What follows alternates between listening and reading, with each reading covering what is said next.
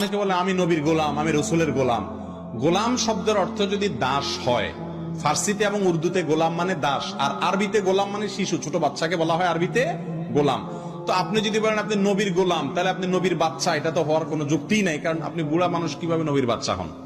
আর নবীর বাচ্চার তো সুযোগই নাই, 1400 বছর আগে তিনি চলে গেছেন। অতএব আরবি গোলাম হওয়ার তো প্রশ্নই নেই। আর যদি বাংলা বা উর্দু বা ফার্সিতে যে গোলাম বলা হয় অর্থাৎ কৃত দাস, তাহলে আমরা সবাই কার দাস? আল্লাহ। রাসূলের দাস বললে সেক্ষেত্রে আপনি রাসূলকে আল্লাহর জায়গায় নিয়ে গেলেন, যেটা শিরক। ওই যে শিরক হলো সবচেয়ে ভয়াবহ বিষয়। এই জন্য আমরা রাসূলের গোলাম বলতে পারি না, আমরা বলতে পারি কার গোলাম? আল্লাহর গোলাম, রাসূলের উম্মত। রাসূলের কি উম্মত।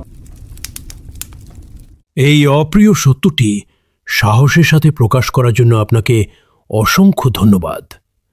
বর্তমান সময়ে বাংলাদেশের প্রেক্ষাপটে অনেক আলেমই এই বিষয়গুলো এড়িয়ে যান, কিন্তু আপনি তা স্পষ্টভাবে বলতে পেরেছেন।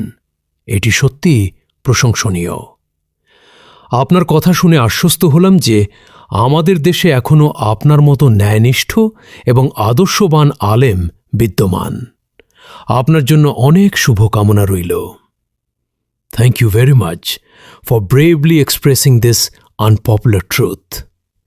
In the current context of Bangladesh, many scholars avoid these issues, but you have been able to say it clearly. This is truly commendable. Listening to you, I am assured that our country still has honest and ideal scholars like you. I wish you all the best.